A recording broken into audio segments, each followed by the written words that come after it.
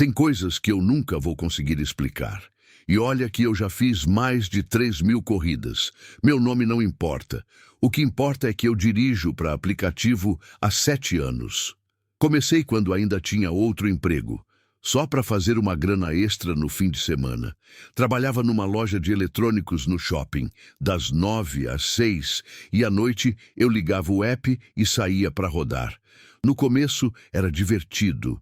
Conhecia gente diferente, ouvia histórias, ganhava gorjeta de vez em quando. Minha esposa não gostava muito, dizia que eu chegava tarde, que era perigoso, mas a gente precisava do dinheiro extra. Estávamos juntando para comprar um apartamento melhor, sabe como é. Hoje é minha vida. A loja fechou, fui demitido e o aplicativo virou minha única fonte de renda. Conheço cada esquina de Porto Alegre, cada rua mal iluminada, cada bairro que silencia depois da meia-noite. Sei onde a polícia não passa, sei onde os bêbados se aglomeram nas sextas à noite, sei quais avenidas ficam completamente desertas às 3 da manhã. Sei que a Zona Norte é tranquila até certo ponto, que o centro vira terra de ninguém depois que os bares fecham, que na Zona Sul tem ruas tão escuras que parece que a cidade esqueceu de colocar postes. Rodei tanto que perdi a conta de quantas madrugadas eu vi nascer dentro do meu Onix preto. Quantos bêbados eu ajudei a não cair na calçada. Quantas brigas de casal eu presenciei no banco de trás. Quantas conversas sobre a vida eu escutei de gente que só queria desabafar com um estranho que nunca mais ia ver. Mas tem 3 corridas que eu nunca esqueci, 3 noites que mudaram alguma coisa dentro de mim, 3 experiências que me fizeram questionar tudo o que eu achava que sabia sobre o mundo, sobre a vida, sobre o que acontece depois que a gente morre. Não sei se você acredita nessas coisas. Eu mesmo não sei se acredito. Antes dessas noites, eu não acreditava em nada. Era prático, pé no chão, daqueles que só acredita no que vê. Espírito, alma, vida após a morte. Bobagem. Coisa de gente supersticiosa. Só sei que aconteceu. E que às vezes, quando estou dirigindo sozinho na madrugada, eu ainda olho pelo retrovisor esperando ver alguma coisa, algum sinal de que aquilo tudo foi real, ou esperando que não seja. Vou te contar. Pela primeira vez vou contar direito, do começo ao fim, sem deixar nada de fora. Porque talvez você já tenha passado por algo parecido e nunca teve coragem de falar. Ou talvez você vá passar e vai se lembrar do que eu disse aqui. E vai saber que não está louco, que tem outras pessoas que viram as mesmas coisas que você. Respira fundo, porque isso aqui não é fácil de ouvir. E foi muito mais difícil de viver. Primeira corrida. A primeira vez que senti que algo estava profundamente errado foi num sábado de março, 2 anos atrás. Março de 2023, para ser exato. Era uma daquelas noites pesadas, sabe? O ar estava úmido, abafado, parecia que ia chover, mas não chovia.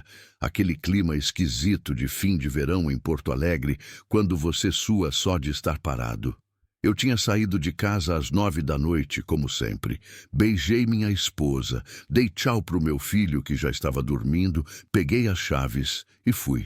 Meu Onix preto estava limpo, cheirando a lavanda daqueles aromatizantes que a gente compra no posto. Tinha acabado de abastecer, tinha lavado o carro de tarde. Tudo certinho, tudo do jeito que tem que ser, para dar uma boa impressão para os passageiros. Liguei o app e comecei a rodar. Cidade Baixa primeiro, peguei um grupo de universitários voltando de um bar. Eles estavam animados, rindo alto, falando sobre a festa que ia rolar no sábado seguinte. Deixei eles na Zona Sul. Depois peguei um casal na Redenção. Eles estavam discutindo. Algo sobre uma ex que tinha mandado mensagem. A tensão no carro era tão forte que eu aumentei o volume do rádio para disfarçar. Deixei eles em casa. O cara saiu batendo a porta. Fiz mais umas 3, 4 corridas. Uma senhora que esqueceu a bolsa no banco e eu tive que voltar 2 quadras.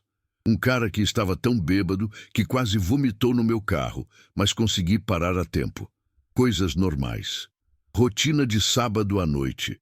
Por volta das 2:30 da manhã, eu estava na Zona Norte, perto do Hospital Cristo Redentor. Tinha acabado de deixar uma enfermeira que saía do plantão. Ela estava exausta, mal conseguia manter os olhos abertos. Me contou que tinha sido uma noite difícil, que tinham perdido um paciente jovem. Fiquei com pena. Disse para ela descansar, que ela merecia. Ela me deu 5 estrelas. Estava indo embora quando entrou o pedido. Corrida curta, 7 minutos de distância, destino ali na Avenida Assis Brasil, pertinho. Valor baixo, mas era rápido. Aceitei sem pensar muito. Estava cansado, queria fazer mais umas 2 ou 3 e ir para casa. O GPS me levou até o ponto de partida. E foi aí que eu deveria ter desconfiado. O endereço era estranho. Não era exatamente na entrada do hospital, onde normalmente ficam os pacientes esperando o Uber. Era numa rua lateral, afastada, mal iluminada. Daquelas ruas que tem muro alto dos 2 lados, árvores antigas que formam uma espécie de túnel escuro por cima, bloqueando a luz dos postes. O tipo de lugar que você não quer estar sozinho de madrugada. Cheguei lá e fiquei esperando. Olhei para o app. Dizia que o passageiro estava próximo, que eu tinha chegado no lugar certo. Mas não tinha ninguém. A rua estava completamente vazia. Nenhum carro estacionado. Nenhum cachorro de rua. Só o barulho distante do vento nas árvores e o zumbido baixo do motor do meu carro. Esperei 1 minuto. Olhei ao redor. Nada. 2 minutos. Comecei a ficar impaciente. Ia cancelar e cobrar a taxa quando vi uma silhueta se aproximando. Era um homem. Magro. Muito magro. Quase esquelético. Usava um casaco cinza com capuz, mesmo com o calor abafado daquela noite de março. O capuz estava levantado, cobrindo a maior parte do rosto. Ele andava devagar, arrastando os pés, como se cada passo custasse um esforço imenso. Não levantou a mão, não acenou, não fez nenhum sinal de que tinha me visto. Só veio em direção ao carro, numa linha reta, sem desviar. Chegou até a porta de trás. Abriu. Entrou em silêncio. O banco afundou com o peso dele, mas era estranho porque ele era tão magro que não parecia que deveria pesar muito. Fechou a porta devagar, com cuidado, sem fazer barulho. Eu olhei pelo retrovisor, tentando ver o rosto dele. Não consegui ver direito. O capuz cobria quase tudo. Mas vi que ele era jovem. 20 e poucos anos, talvez. Pele muito pálida, quase branca. Olhos fundos, escondidos na sombra do capuz. Lábios rachados. "Boa noite", eu disse, tentando ser educado, manter o tom profissional. "Tudo bem? Vai pro endereço do app mesmo?" Ele não respondeu. Só ficou olhando para a janela, completamente imóvel. Pensei, beleza, passageiro calado. Não é a primeira vez. Tem gente que entra no carro só querendo silêncio, e eu respeito isso. Todo mundo tem seus motivos. Talvez ele tivesse acabado de sair do hospital, talvez estivesse doente, talvez só estivesse cansado. Dei partida e segui a rota que o app indicava. Saí daquela rua escura e entrei na avenida principal. A cidade estava estranhamente vazia para um sábado. Nem um carro, nem um poste com luz forte. Só o farol do meu Onix, cortando a escuridão à frente. O silêncio dentro do carro era pesado, quase físico. O rádio estava ligado baixinho, tocando uma música que eu nem lembro qual era. MPB, acho. Mas de repente começou a chiar. Aquele chiado irritante, agudo, como se tivesse perdido o sinal.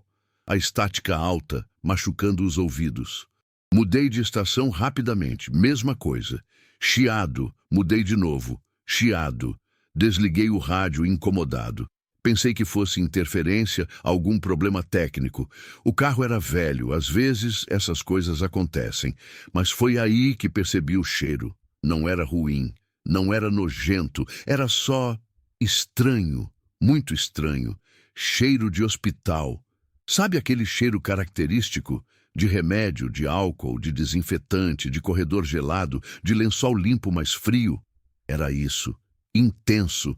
Como se o cara tivesse acabado de sair direto de uma sala de cirurgia, como se o cheiro tivesse impregnado nas roupas dele, na pele. Olhei de novo pelo retrovisor, tentando ser discreto. Ele continuava na mesma posição, olhando para a janela, completamente imóvel. E foi aí que eu reparei numa coisa que me deixou com a pele arrepiada. Ele não piscava. Estava completamente estático, olhando fixo para a rua lá fora, sem piscar, sem se mexer, quase sem respirar. Senti um aperto no peito. Uma sensação estranha, como se o ar tivesse ficado mais pesado, mais difícil de puxar. Mas segui dirigindo. O que eu ia fazer? Parar o carro no meio da rua e pedir para o cara descer porque ele não piscava e tinha um cheiro estranho? Ia parecer louco. Ia ser grosseria. Ia perder a avaliação. A rota seguia pela Assis Brasil. O app mostrava 5 minutos para chegar. 4, 3. Eu só queria terminar aquela corrida. Só queria que ele descesse e eu pudesse ir embora. Foi quando ele falou: "Você acredita em segunda chance?" A voz dele era baixa, rouca, áspera. Parecia que ele não falava há dias, que a garganta estava seca, parecia cansada, derrotada. Eu não esperava que ele fosse falar, então levei um susto. Meu coração deu um pulo. "Como é?" perguntei, tentando parecer calmo, controlando a voz. "Segunda chance. Você acredita que as pessoas merecem uma segunda chance?" Engoli seco. Não sabia o que responder. Era uma pergunta estranha, pesada. Sei lá. Acho que sim. Depende da situação, né? Depende do que a pessoa fez. Ele ficou em silêncio de novo. Um silêncio longo, desconfortável. Pensei que a conversa tinha terminado. Que ele tinha feito a pergunta só por fazer, sem esperar resposta real. Mas então, ele disse, num sussurro tão baixo que eu quase não ouvi: "Eu não tive." Minha mão suou na direção. Não sabia o que responder. Não sabia se ele queria que eu respondesse. "Sinto muito", murmurei. Mais para mim mesmo do que para ele. Mais silêncio. O tipo de silêncio que pesa, que sufoca. Chegamos num sinal vermelho. A rua estava completamente deserta. Nem uma alma viva, nem um carro esperando no outro sentido. Olhei para o retrovisor de novo e dessa vez, eu consegui ver direito o rosto dele. Ele estava me encarando, diretamente, os olhos fixos nos meus pelo retrovisor. E os olhos dele eram vazios. Não tinham vida, não tinham brilho. Não tinham aquela luz que as pessoas têm quando estão vivas. Pareciam vidro. Pareciam os olhos de um boneco. E tinha uma coisa estranha no pescoço dele, logo abaixo da linha do maxilar. Uma marca, como se fosse um corte, ou um machucado recente, ou uma cicatriz feia, roxa, inchada. Senti meu estômago revirar. O sinal continuava vermelho. Parecia que estava demorando uma eternidade. Meus dedos tamborilavam nervosos no volante. O sinal abriu. Acelerei rápido, mais rápido do que deveria. As rodas cantaram um pouco. 3 minutos para o destino. 2, 1. Cada segundo parecia 1 hora. O app indicou que eu tinha chegado. Apitou. Era na frente de um prédio antigo, de 3 andares, com a pintura descascada. Não tinha luz na portaria. As janelas estavam todas escuras. Nem interfone visível. Parecia abandonado há anos. "Chegamos", eu disse, tentando manter a voz firme, profissional. Olhei pelo retrovisor. Ele continuava olhando para frente. "Moço, a gente chegou", repeti, um pouco mais alto. Nada. Nenhuma reação. Virei completamente o corpo para trás, já ficando irritado, já querendo que aquela situação acabasse logo. "Moço, por favor, a gente..." O banco estava vazio, completamente vazio. Senti meu coração parar por 1 segundo. Pisquei, achando que estava vendo errado. Mas não. O banco traseiro estava vazio. Não tinha ninguém. Não tinha nada. Olhei para os lados, confuso, desesperado. Quando ele tinha saído? Como? Eu não parei o carro. Não ouvi porta abrindo. Não senti movimento nenhum. Não senti a mudança de peso quando alguém sai do veículo. Nada. Peguei o celular com a mão tremendo tanto que quase deixei cair. Desbloqueei. Entrei no app. A corrida tinha sido finalizada. Pagamento confirmado. Avaliação pendente. Mas quando cliquei no perfil do passageiro, não tinha foto, não tinha nome. Só uma imagem genérica. Aquele ícone cinza de pessoa que o app usa quando alguém não coloca foto. E o nome era só usuário. Meu coração batia tão forte que eu ouvia nas orelhas. Saí do carro com as pernas bambas. Dei a volta. Abri a porta de trás, aquela onde ele tinha sentado. E foi aí que vi, no banco, no exato lugar onde ele tinha passado os últimos 7 minutos, tinha um santinho. Um daqueles santinhos de velório. De papel grosso, meio amarelado pelas bordas, como se fosse antigo. Peguei com cuidado, com os dedos tremendo. Virei para ver a frente. Tinha uma foto impressa. Era ele, o mesmo rosto, os mesmos olhos vazios, a mesma expressão ausente. Só que na foto ele não estava usando capuz, e eu podia ver claramente a marca no pescoço, um corte profundo, e embaixo, escrito à mão com letra trêmula, em caneta azul já desbotada, Rafael Martins dos Santos, 1995-2024. Embaixo tinha uma frase: partiu cedo demais, descanse em paz. A data da morte era de 2 semanas atrás, 15 dias antes daquela noite. Minha cabeça rodou, o mundo girou, senti um gosto metálico na boca. Joguei o santinho no chão sem querer, como se ele queimasse. Entrei no carro rapidamente, tranquei todas as portas com os dedos desajeitados, dei partida, graças a Deus funcionou, e saí dali acelerando. Não olhei para o retrovisor, não quis olhar, não consegui olhar. Dirigi em pânico pelas ruas vazias, passando sinais amarelos, quase passando vermelho. Fui direto para casa, não desliguei o app, não peguei mais nenhuma corrida, não respondi nenhuma mensagem. Só queria chegar em casa. Cheguei, estacionei torto, entrei. Minha esposa estava dormindo. Fui direto para o banheiro. Tomei um banho quente, o mais quente que aguentei, tentando tirar aquele frio dos ossos, aquele cheiro de hospital que parecia ter ficado grudado em mim. Depois fiquei sentado na cama, no escuro, tremendo, olhando para a parede, até o sol nascer. Não dormi nada. No dia seguinte eu não quis sair de casa. Fiquei deitado no sofá, olhando para o teto, tentando processar. Minha esposa perguntou o que tinha acontecido. Eu disse que estava me sentindo mal, que devia ter comido algo estragado. Ela acreditou, ou fingiu acreditar. À tarde, eu não aguentei. Liguei para o meu amigo Marcelo. A gente se conheceu fazendo aplicativo. Ele dirige há mais tempo que eu. 10 anos já. Conhece a cidade melhor que ninguém. É uma das poucas pessoas que eu confio de verdade. Contei tudo, do começo ao fim. Esperava que ele fosse rir, que fosse dizer que eu estava louco, que era cansaço, que eu devia parar de dirigir de madrugada. Mas ele não riu. Ficou em silêncio por um tempo longo. Depois suspirou fundo. Perto do Cristo Redentor? Ele perguntou, a voz séria. Sim, naquela rua do lado, aquela escura. Cara, já ouvi história parecida, de outros motoristas. Passageiro que entra, fala pouco, faz uma pergunta estranha, some, sempre naquela região, sempre de madrugada. Senti um calafrio. Você já pegou alguém assim? Ele balançou a cabeça. Eu podia ouvir ele respirando fundo do outro lado da linha. Não, mas conheço 3 motoristas que pegaram. Um deles parou de fazer noturno, outro mudou de cidade. O terceiro não fala sobre isso. E o Santinho? Eles acharam algo também? Não sei, nunca perguntei os detalhes, mas todos disseram que ficou algo no carro, alguma coisa, uma prova de que não foi imaginação. Fiquei calado, não sabia o que dizer.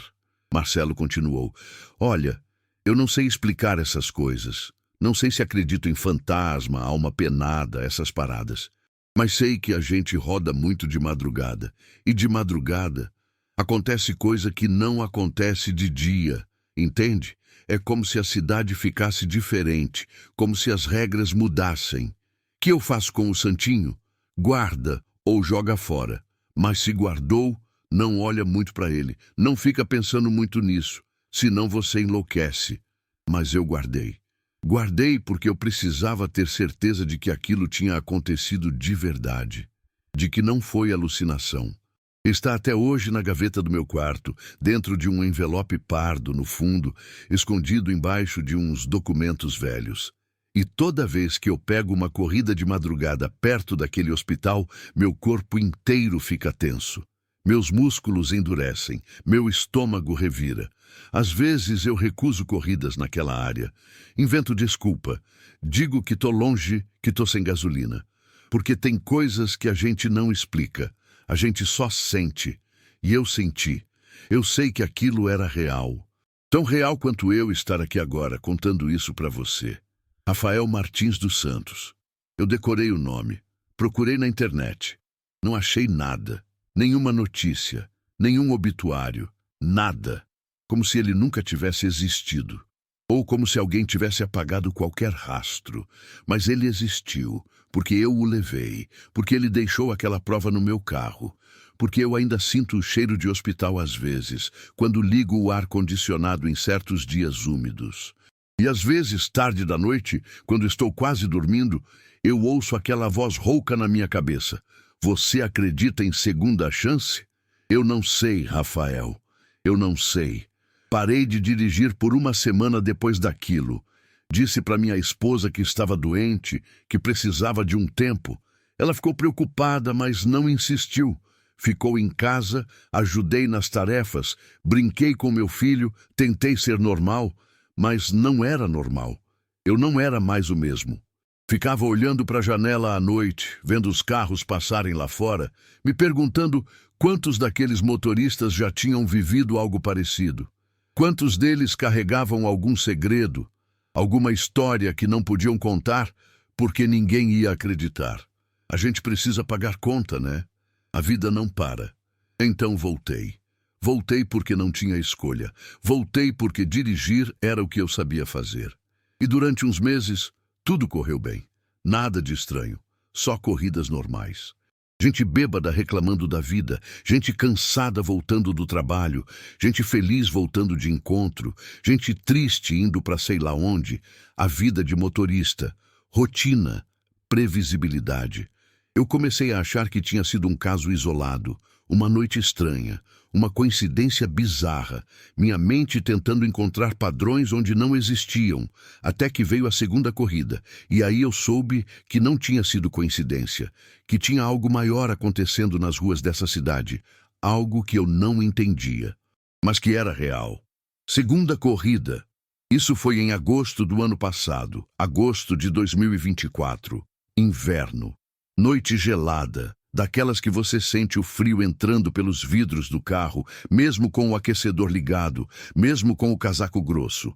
O tipo de frio que dói nos ossos. Eu estava fazendo corridas na região metropolitana, Canoas, Esteio, São Leopoldo, aqueles lugares. Tinha começado o turno às 8 da noite. Tempo estava fechado, ameaçando chuva. Céu pesado, nuvens baixas, aquele cinza escuro que promete temporal. Fiz umas 6 corridas até meia-noite. Nada demais. Um grupo de amigos voltando do cinema, reclamando que o filme era ruim. Uma moça que trabalha de madrugada num supermercado, sempre educada, sempre pontual. Um senhor bêbado que me contou a história de vida inteira dele, sem eu perguntar nada. Por volta da 1 da manhã, eu estava em São Leopoldo. Tinha acabado de deixar um passageiro perto da rodoviária e já ia voltar para Porto Alegre quando entrou um pedido diferente. Corrida longa, 52 quilômetros. Destino, uma cidade pequena no interior que eu mal conhecia o nome. Nunca tinha ido lá.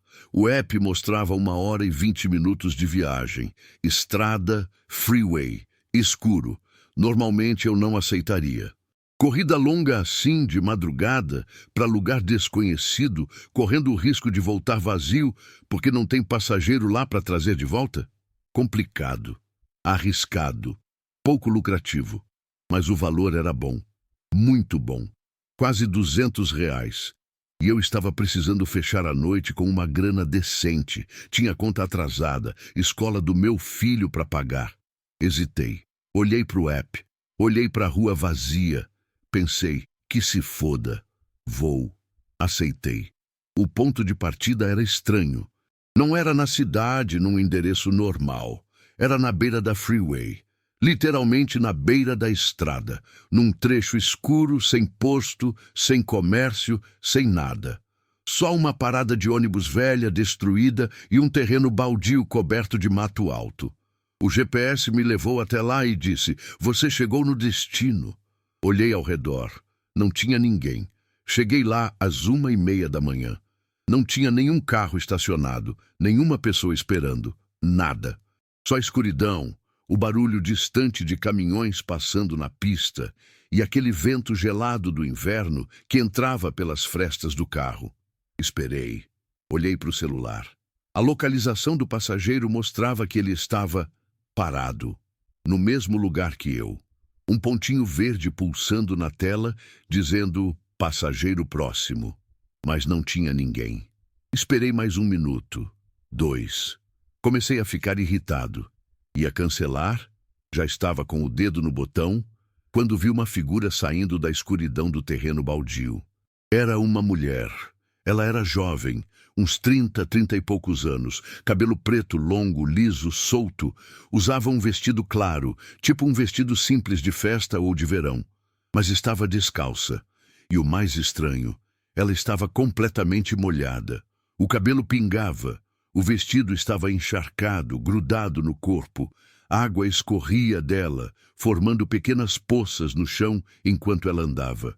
E andava devagar, muito devagar, como se cada passo fosse um esforço imenso, como se estivesse cansada, exausta, derrotada. Ela chegou até o carro. Abriu a porta de trás sem dizer nada. Entrou. Fechou a porta com cuidado. Sentou. O cheiro de água suja, de córrego, de barro, invadiu o carro instantaneamente. Desculpa a demora, ela disse. A voz era baixa, quase um sussurro, mas não era ameaçadora. Era só triste, muito triste. Sem problema, respondi, tentando não demonstrar que estava achando aquilo completamente bizarro. Tá tudo bem? Você tá molhada. Aí num córrego, ela disse, sem emoção, olhando para a janela. Sou meio desastrada. Não vi onde estava pisando. Olhei pelo retrovisor. Ela estava encharcada, completamente. O banco já estava ficando molhado. Poças de água se formavam embaixo dela. Eu ia ter que limpar o carro depois. Quer que eu pare em algum lugar para você se secar? Tem um posto uns quilômetros à frente. Não precisa. Só me leva, por favor. Eu só quero chegar em casa. Segui em frente. Entrei na freeway. A estrada estava vazia. Completamente vazia. Era aquele horário morto da madrugada, depois que os festeiros já foram dormir e antes dos caminhoneiros começarem a rota de novo. Só silêncio. Asfalto molhado. Tinha chovido antes, percebi. E aquela linha amarela no meio da pista se estendendo infinitamente à frente. O silêncio dentro do carro era pesado, desconfortável. Ela não falava nada.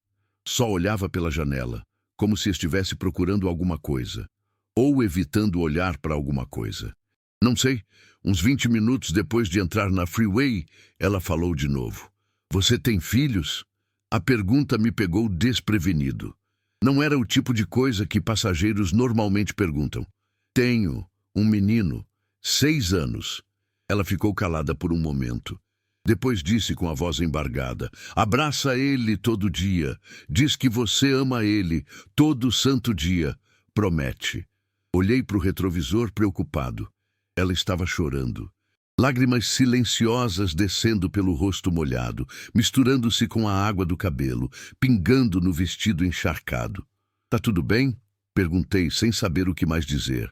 Tá, ela disse, mas a voz dela tremia. Só diz pra ele, tá? Todo dia. Porque a gente nunca sabe quando é a última vez. Meu coração apertou.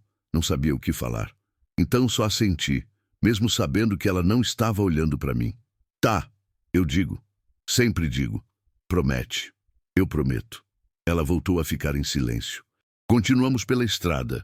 Os quilômetros passavam devagar, muito devagar. Eu olhava para o GPS de vez em quando. Ainda faltava 1 hora. A estrada ficava cada vez mais escura. Menos postes, menos luzes, só mato dos dois lados, algumas árvores retorcidas e aquele asfalto cinza se estendendo para frente como se não tivesse fim. Alguns caminhões passavam no sentido contrário. As luzes altas cegavam por 1 segundo. Eu desviava o olhar, esperava passar, voltava a focar na estrada. Sempre o mesmo ritual. Foi quando o carro começou a falhar. O motor engasgou. 1 vez, 2. As luzes do painel piscaram. Amarelo, vermelho. O velocímetro oscilou. Eu pisei no acelerador, mas o carro não respondeu direito. Começou a perder velocidade. 60, 50, 40. Que diabos? Murmurei preocupado. Olhei para o painel. Nenhum aviso específico. Só as luzes piscando de forma errática. O carro engasgou de novo. Perdeu mais velocidade. 30, 20. E então morreu. Ali mesmo, no meio da estrada. O motor silenciou. As luzes apagaram. Tudo ficou escuro. Só a luz fraca da lua através das nuvens, iluminando vagamente o asfalto à frente. Puta que pariu! Eu disse nervoso, esquecendo que tinha uma passageira no banco de trás. Tentei dar partida. Girei a chave. Nada, nenhum som. Bateria completamente morta, como se tivesse descarregado instantaneamente. Tentei de novo. Nada. De novo. Nada. Meu coração começou a acelerar. Olhei ao redor. Estávamos completamente sozinhos. Não tinha nenhum carro passando, nenhuma luz de posto ao longe, nenhuma casa, só escuridão e aquele silêncio pesado da madrugada no meio do nada. Olhei para trás. Desculpa, moça. Acho que vou ter que chamar um guincho. Nunca aconteceu isso antes, eu juro. Ela não disse nada, só continuou olhando pela janela. Peguei o celular. Desbloqueei. Olhei para o sinal. Uma barrinha. Fraquíssima. Tentei ligar para o guincho. A ligação começou. Tocou 1 vez. E caiu. Tentei de novo. Mesma coisa. Caralho! Sussurrei frustrado. Olhei para o app do banco. Pensei em chamar o seguro do carro. Sem sinal suficiente. Respirei fundo, tentando me acalmar. Oh, moça, vou tentar empurrar o carro para o acostamento. Depois a gente vê o que faz. Talvez algum caminhoneiro pare e me ajude. Silêncio. Saí do carro. O frio cortou minha pele como lâmina. Vento forte, gelado, atravessando meu casaco fino como se ele não existisse. Fechei a porta. Fui até a porta de trás dela. Moça, dá para me ajudar a empurrar? Só para tirar do meio da pista. Nada. Bati no vidro com os nós dos dedos. Moça, você pode me ajudar? Bati de novo, mais forte. Moça! Abri a porta impaciente. O banco estava vazio.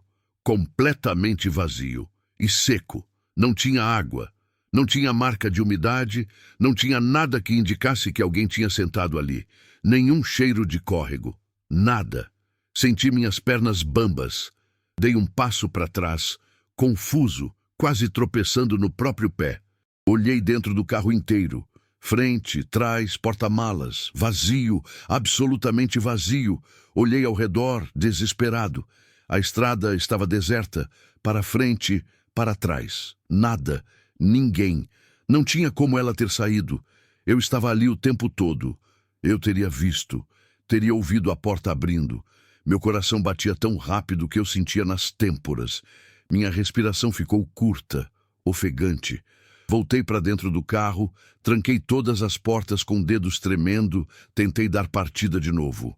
E dessa vez funcionou. O motor roncou normalmente, as luzes acenderam, o painel voltou ao normal. Tudo perfeito, como se nada tivesse acontecido. Pisei no acelerador, o carro respondeu suavemente. Tudo funcionando. Acelerei. Saí dali o mais rápido que pude, sem ultrapassar o limite. Não olhei pelo retrovisor, não quis olhar. Tinha medo do que podia ver. Dirigi até encontrar um posto, uns 15 quilômetros à frente. Parei, saí, Entrei na loja de conveniência, comprei um café quente. Minhas mãos tremiam tanto que derramei um pouco na mesa. O atendente me olhou estranho. Tá tudo bem, amigo? Ele perguntou. Tô, menti. Só cansado. Tomei o café sentado numa mesinha de plástico, tentando me acalmar, tentando processar o que tinha acontecido. Olhei para o celular. A corrida tinha sido cancelada automaticamente. Passageiro não embarcou. Nenhum pagamento. Nenhum registro. Fiquei ali por meia hora. Depois voltei para o carro. Abri a porta de trás, cauteloso. Olhei para o banco. E foi aí que vi. No banco onde ela tinha sentado, onde eu tinha certeza que ela tinha sentado, tinha uma chave. Uma chave pequena, antiga, enferrujada, com uma fitinha vermelha desbotada amarrada no topo. Peguei a chave com cuidado. Era pesada, fria. A ferrugem estava tão forte que manchou meus dedos. Virei ela nas mãos. Não tinha nada escrito. Nenhuma marca. Nenhum número.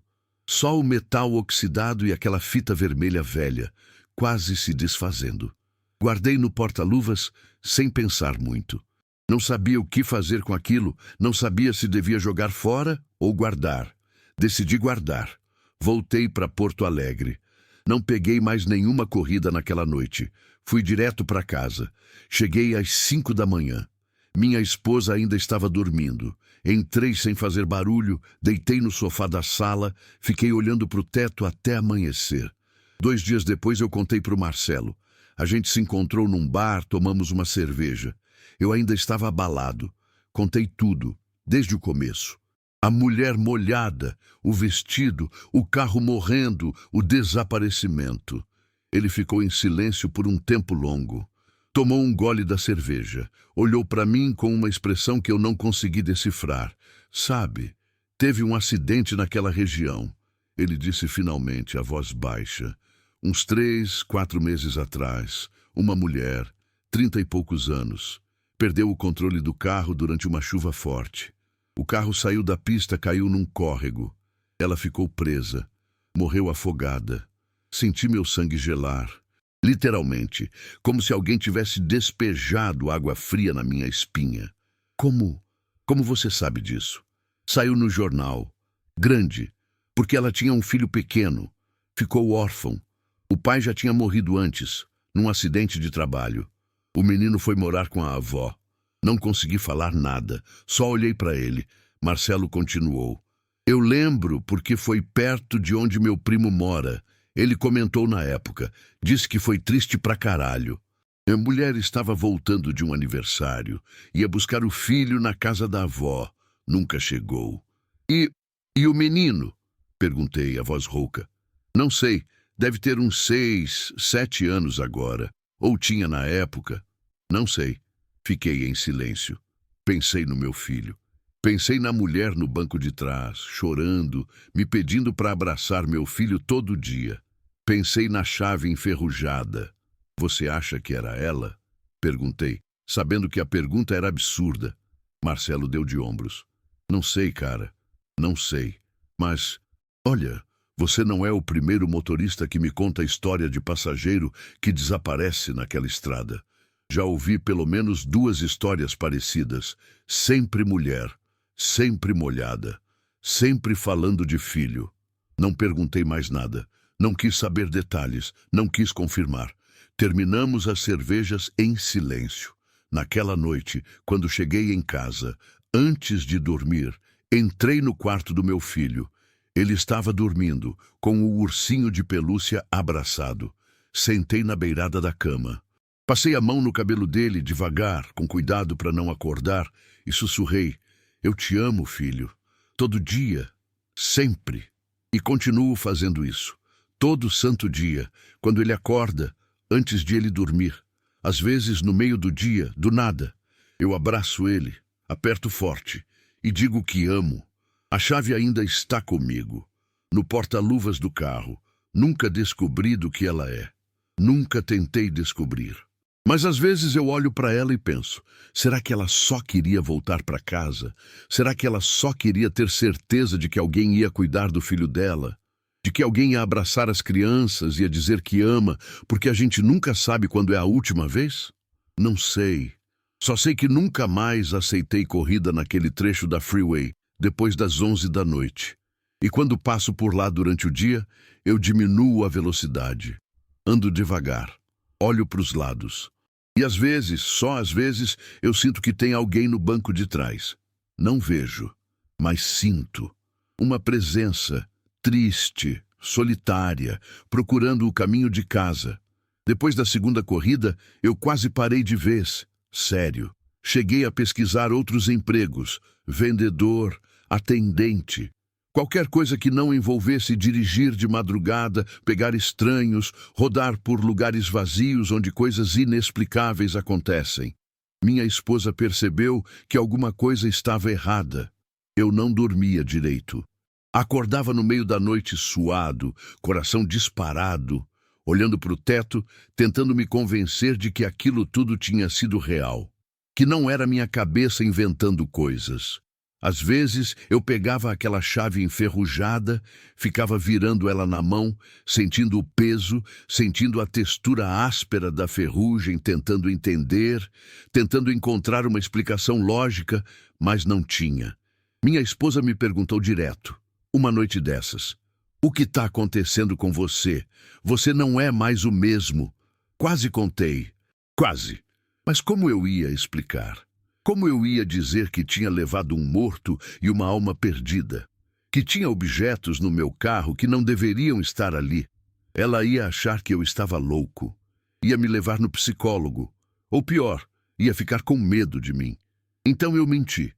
Disse que estava cansado, que o trabalho estava pesado, que estava pensando em mudar de área. Ela aceitou, ou fingiu aceitar. Mas sabe como é? A vida não para, conta não para. Aluguel, escola do filho, mercado, luz, água, internet. Tudo continua chegando, e dirigir era o que eu sabia fazer. Era minha fonte de renda, minha única fonte. Então continuei. Mas mudei meu esquema. Comecei a ser muito mais seletivo. Se o ponto de partida era num lugar muito isolado, eu cancelava. Se a foto do passageiro não mostrava o rosto ou era aquele ícone genérico, eu pulava. Se o destino era longe demais, numa estrada deserta, eu recusava. Virei paranoico, calculista, medroso. Pensei que assim eu estaria seguro. Que assim eu poderia continuar trabalhando sem correr o risco de passar por outra experiência daquelas. Que eu tinha aprendido a lição e que se eu fosse cuidadoso, nada mais ia acontecer.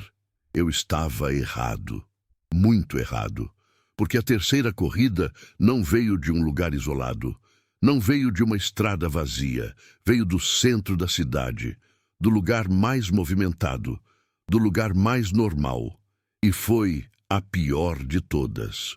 Terceira corrida outubro deste ano. Faz pouco mais de um mês. A ferida ainda está fresca. Ainda dói lembrar, ainda dói contar. Era uma terça-feira, dia de semana, noite tranquila, movimento fraco. A cidade estava calma, sem eventos grandes, sem shows, sem nada que trouxesse multidão para as ruas. Eu estava no centro, perto da rodoviária, fazendo o esquema de sempre, pegando quem sai do trabalho tarde, quem perdeu o ônibus, quem está voltando de algum compromisso. Tinha feito umas 4, 5 corridas desde as 8 da noite. Nada demais. Uma moça que trabalhava numa loja e fechava tarde. Um casal de idosos voltando de consulta médica. Um estudante voltando da biblioteca da faculdade. Conversas curtas, educadas, normais. Por volta das 11 da noite, eu estava parado numa esquina, esperando o próximo pedido entrar, olhando o movimento fraco de carros passando, pensando se valia a pena continuar ou se era melhor ir embora. Foi quando entrou o pedido. Corrida média, 15, 20 minutos. Destino, bairro Restinga, na Zona Sul. Olhei o perfil do passageiro. Tinha foto. Um senhor, bem vestido, avaliação boa, 5 estrelas. Aceitei sem pensar muito. Parecia totalmente normal. Seguro. Cheguei no ponto de embarque em 3 minutos. Era na frente de um prédio comercial, luzes acesas, segurança na porta, tudo normal, tudo certo. O passageiro saiu pela porta principal, acenou para mim, caminhou até o carro, abriu a porta e entrou. Era um senhor, uns 65 anos, cabelo grisalho, bem penteado, terno cinza bem cortado, gravata azul escura, sapatos engraxados. Cheirava a colônia cara, daquelas importadas, o tipo de passageiro que a gente gosta, educado, apresentável, silencioso, não dá trabalho. Boa noite, ele disse com um sorriso gentil, cordial, voz calma, agradável. Boa noite, senhor. Vai pro endereço do app? Sim, por favor. Obrigado. Dei partida e segui a rota indicada pelo GPS. O senhor sentou confortavelmente no banco de trás, ajeitou a gravata, cruzou as pernas. Parecia relaxado, tranquilo. Conversamos um pouco no caminho. Ele perguntou quanto tempo eu era motorista. Respondi, 7 anos. Ele perguntou se eu gostava do trabalho. Respondi que sim, que era puxado, mas dava para viver. Ele comentou que admirava quem trabalhava com o público, que não era fácil lidar com tanta gente diferente todo dia. Tudo absolutamente normal. Conversa educada, respeitosa, nada que levantasse qualquer alarme. Seguimos pela Avenida Ipiranga. Depois entramos na Zona Sul. Bairros residenciais, casas, prédios pequenos, ruas mais estreitas. O trânsito foi diminuindo. Menos carros, menos gente na rua. Normal para uma terça à noite. O GPS me guiou por ruas que eu conhecia. Nada estranho. Até que começamos a entrar numa área que eu não lembrava de ter passado antes. As ruas ficaram mais antigas, casas mais velhas, menos postes de luz, menos iluminação pública. Deve estar perto, o senhor disse educado. Sim, senhor, uns 5 minutos. Continuei seguindo o GPS. A rua foi ficando mais estreita. O asfalto mais irregular, buracos, paralelepípedos em alguns trechos. As casas dos dois lados pareciam antigas, de décadas atrás. Algumas abandonadas, outras com janelas quebradas, tapadas com tábuas. Olhei para o GPS. Mostrava que eu estava no caminho certo. Foi quando chegamos na Rua do Destino, uma rua que eu tinha certeza de nunca ter visto antes. E olha que eu conheço Porto Alegre inteira, já rodei cada canto dessa cidade.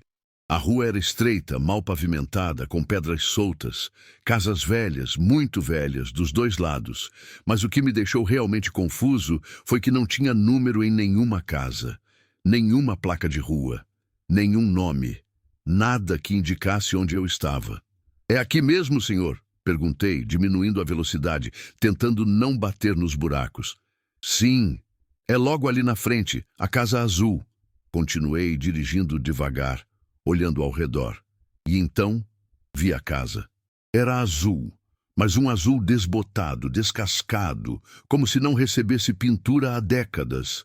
A tinta estava caindo, mostrando o reboco cinza por baixo. Tinha um portão de ferro enferrujado, com detalhes em espiral que já estavam tortos, quebrados. As janelas tinham cortinas fechadas, velhas, rasgadas, parecia completamente abandonada. Aqui? Perguntei de novo, olhando pela janela, tentando ver se tinha alguma luz acesa, algum sinal de vida. Aqui. Obrigado, jovem. Foi um prazer conversar com você. Igualmente, senhor. Ele saiu do carro. Fechou a porta com cuidado, como quem tem educação, quem foi criado com bons modos. Arrumou a gravata, alisou o terno. Caminhou até o portão com passos firmes, seguros. Eu esperei, como sempre faço, para garantir que o passageiro entrou em segurança. É procedimento, é educação, é profissionalismo. Ele abriu o portão. Rangeu alto, um rangido longo, metálico, ecoando na rua silenciosa. Entrou. Caminhou pelo caminho de pedras até a porta da casa. Abriu a porta. Não precisou de chave, a porta simplesmente abriu. Entrou. A porta se fechou atrás dele. O portão se fechou sozinho também. Devagar, rangendo. Olhei para a casa por mais alguns segundos. Nenhuma luz acendeu, nenhum movimento nas janelas. Nada. Dei meia volta e saí da rua, voltando para a avenida principal. Terminei a corrida no app, confirmei o pagamento. Tudo normal, mas tinha algo errado.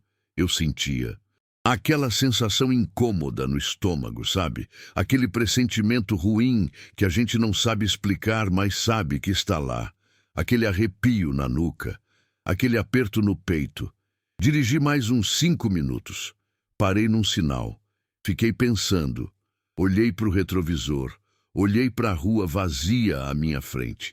E então decidi fazer uma coisa que nunca faço. Voltei. Não sei por que voltei. Não consigo explicar. Foi instinto. Foi curiosidade. Foi aquela voz na cabeça dizendo que alguma coisa não estava certa. Que eu precisava ver de novo. Virei o carro, voltei para as ruas antigas, segui o mesmo caminho, entrei na mesma rua estreita, procurei a Casa Azul. Não estava lá. Não tinha Casa Azul. Não tinha portão de ferro. Naquele exato lugar onde eu tinha deixado o senhor, onde eu tinha certeza absoluta que era o lugar. Tinha só um terreno vazio. Parei o carro no meio da rua. Saí. Caminhei até onde tinha certeza que era a entrada da casa. Meu coração batia rápido, descompassado. Não tinha nada. Só mato alto, capim crescendo descontrolado, entulho jogado, tijolo quebrado, madeira podre. Um poste de luz caído, enferrujado, coberto de vegetação. Como se aquele terreno estivesse abandonado há anos, décadas talvez. Olhei para os lados. As outras casas eram as mesmas casas velhas, os mesmos muros descascados, mas onde deveria estar a Casa Azul não tinha nada. Nunca tinha tido nada. Senti minhas pernas fraquejarem.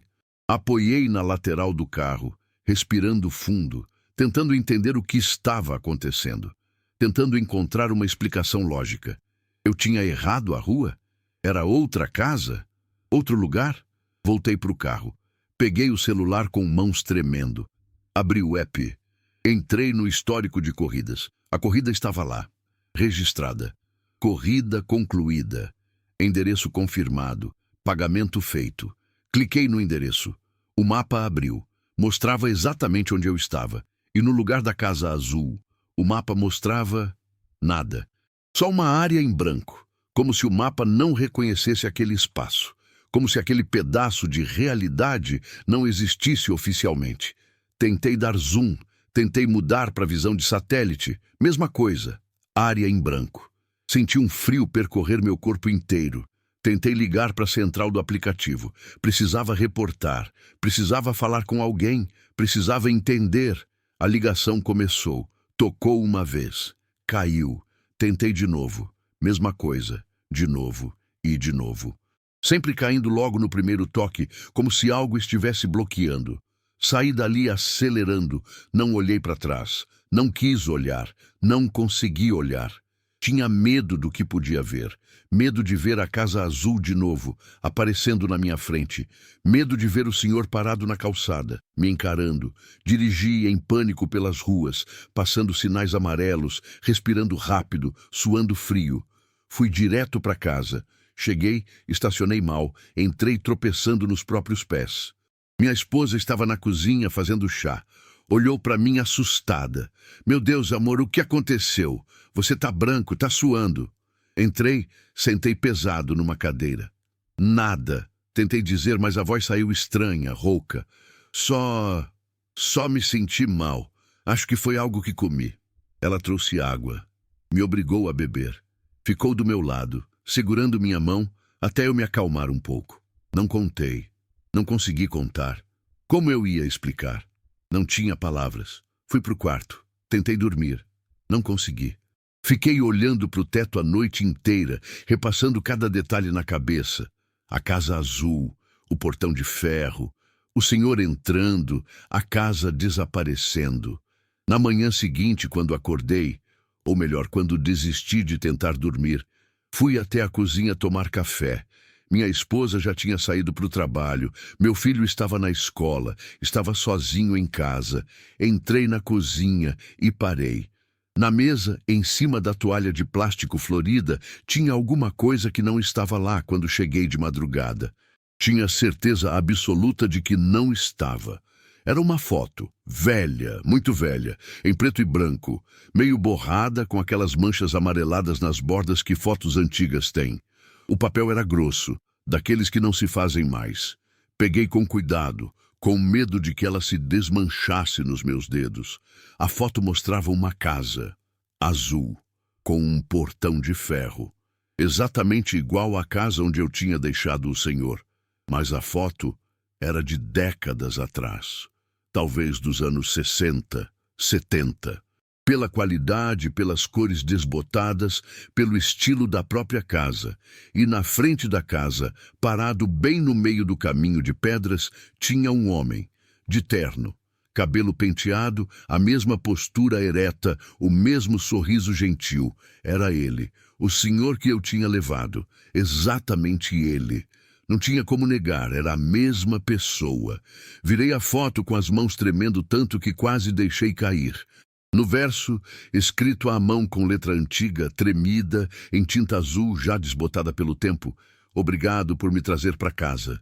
Finalmente voltei. 1962. 1962. 62 anos atrás. A foto escapou dos meus dedos. Caiu no chão. Ouvi o som seco do papel batendo no piso. Fiquei parado ali, olhando para ela no chão, incapaz de me mover, incapaz de processar. 62 anos. O homem da foto tinha morrido há 62 anos. E eu tinha levado ele para casa. Ou levado alguma coisa que se parecia com ele, alguma memória, algum eco do passado, alguma coisa que eu não consigo nomear. Minha esposa chegou em casa no meio do dia, no intervalo do trabalho. Me encontrou sentado na cozinha, olhando para a parede com a foto no colo.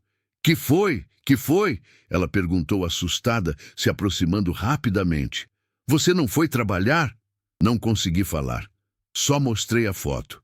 Ela pegou, olhou, virou, leu, ficou em silêncio por um tempo que pareceu eterno. Depois disse, num sussurro baixo, assustado: você precisa parar, pelo menos por um tempo, por favor. E eu parei. Naquele mesmo dia, desliguei o app. Avisei no grupo de motoristas que ia tirar um tempo. Não dei explicações. Não conseguia dar explicações. Faz um mês inteiro que não dirijo à noite. Só faço corridas de dia agora quando faço. E mesmo assim, só em áreas movimentadas. Só em lugares que eu conheço muito bem. Só com passageiros que têm perfil completo, foto clara, avaliações recentes. Fico em casa depois das 6 da tarde. Não importa quanto dinheiro eu poderia fazer de noite. Não importa quantas corridas eu poderia pegar. Não vale a pena, não vale o risco. E toda noite, antes de dormir, eu fecho todas as cortinas da casa, tranco todas as portas, verifico todas as janelas e olho pela janela da sala só uma última vez e agradeço por estar vivo, por estar aqui, por estar inteiro, por estar são. Porque tem coisas que acontecem nas madrugadas dessa cidade que ninguém, absolutamente ninguém, consegue explicar. Lugares que existem e não existem. Pessoas que estão e não estão. Tempos que se misturam. Realidades que se sobrepõem. E se você passa tempo suficiente nas ruas de madrugada, eventualmente você encontra, querendo ou não, preparado ou não. A foto está guardada junto com o santinho e a chave. 3 objetos. 3 noites, 3 histórias que eu sei que são reais porque eu vivi, porque eu senti, porque eu trouxe alguma coisa de cada uma delas. 3 provas de que o mundo é muito maior, muito mais estranho, muito mais assustador do que a gente imagina. O Marcelo me ligou ontem, perguntou se eu ia voltar a fazer noturno. Disse que estava precisando de um parceiro confiável para dividir uma área boa, que dá muito dinheiro, que tem movimento constante de madrugada. Eu disse que ia pensar, mas não vou. A resposta é não. E sempre vai ser não. Porque a verdade é que eu tenho medo. Medo de que se eu voltar vou encontrar uma 4ª corrida. E aí talvez eu não volte. Talvez eu seja a próxima história. Talvez algum motorista daqui a alguns anos pegue uma corrida estranha e encontre alguma coisa que pertenceu a mim. e vai se perguntar o que aconteceu. E nunca vai descobrir. Não quero ser essa história. Quero estar aqui. Quero ver meu filho crescer. Quero envelhecer com minha esposa. Quero viver. Então eu parei e não vou voltar. Então é isso. 3 corridas que mudaram minha vida completamente, que me fizeram questionar absolutamente tudo o que eu achava que sabia sobre o mundo, sobre a realidade, sobre vida e morte. Você que está lendo isso agora, você que dirige de madrugada, você que trabalha nas horas mortas quando a cidade inteira está dormindo, você que já sentiu aquele arrepio subindo pela nuca quando pega um passageiro muito calado, muito estranho, muito diferente, você não está sozinho. Tem outros motoristas por aí que viveram coisas parecidas, que guardam objetos inexplicáveis, que olham para o retrovisor com um medo que não conseguem nomear, que mudaram completamente a forma como trabalham, como vivem, como veem a realidade. E se um dia você pegar uma corrida assim, uma corrida que te deixa com a pele arrepiada, com o coração disparado, com aquela sensação de que alguma coisa não está certa, não ignora, não finge que não aconteceu. Não tenta racionalizar. Aceita, processa e guarda alguma coisa, um registro, uma prova, uma lembrança tangível, nem que seja só para você mesmo lembrar que não foi imaginação, que você não estava louco, que aquilo foi real, porque o mundo é infinitamente maior do que a gente pensa. Tem mais coisa entre o céu e a terra, entre a vida e a morte, entre o que é e o que não é, do que a nossa pobre mente humana consegue compreender. Tem lugares que existem fora do tempo. Tem pessoas que não sabem que morreram. Tem almas que ficam presas, repetindo eternamente o último trajeto que fizeram em vida. Tem memórias tão fortes que se materializam. Tem passado e presente se encontrando em pontos específicos da cidade, em horários específicos da madrugada. E motoristas de aplicativo, caminhoneiros, frentistas, seguranças noturnos, todos nós que trabalhamos enquanto o mundo dorme, nós somos as testemunhas. Nós somos os que veem, os que experimentam, os que trazem as histórias de volta para a luz do dia. Eu trouxe as minhas. Agora é sua vez. Me diz, você já viveu algo assim? Já pegou um passageiro que sumiu? Já foi para um lugar que não deveria existir? Já sentiu que estava sendo observado pelo retrovisor mesmo quando o banco de trás estava vazio? Já ouviu uma voz que não tinha corpo? Já viu alguma coisa que te fez questionar tudo? Comenta aí embaixo. Me conta a sua história, porque eu sei que não sou o único. Eu sei que tem outros como eu, outros que viram, outros que sabem. E talvez, contando nossas histórias, compartilhando nossas experiências, colocando para fora aquilo que nos assombra, talvez a gente consiga dormir um pouco melhor à noite. Ou talvez não. Talvez a gente só confirme que tem coisas nessa vida que é melhor deixar sem resposta. Que tem mistérios que não devem ser desvendados. Que tem portas que não devem ser abertas. Mas aí já é com você decidir. Eu decidi. Eu escolhi a vida. Escolhi ficar. Escolhi não procurar mais respostas. E você, o que você vai escolher na próxima vez que o aplicativo apitar e mostrar uma corrida estranha, num horário estranho, para um lugar estranho? Vai aceitar ou vai cancelar? Pensa bem, porque pode ser que aquela corrida mude sua vida, ou pode ser que aquela corrida termine com ela. Boa sorte, motorista. Você vai precisar. E se algum dia a gente se encontrar nas ruas, se você me reconhecer, se você quiser conversar sobre essas coisas, não precisa ter vergonha. Eu acredito em você. Eu sei que o que você viu foi real, porque eu também vi, e eu vou carregar isso comigo para o resto da vida. Dirige com cuidado, principalmente de madrugada, e se algo estranho acontecer, se algo inexplicável cruzar seu caminho, lembra do que eu disse aqui. Você não está louco, você não está sozinho, e sim, aquilo foi real.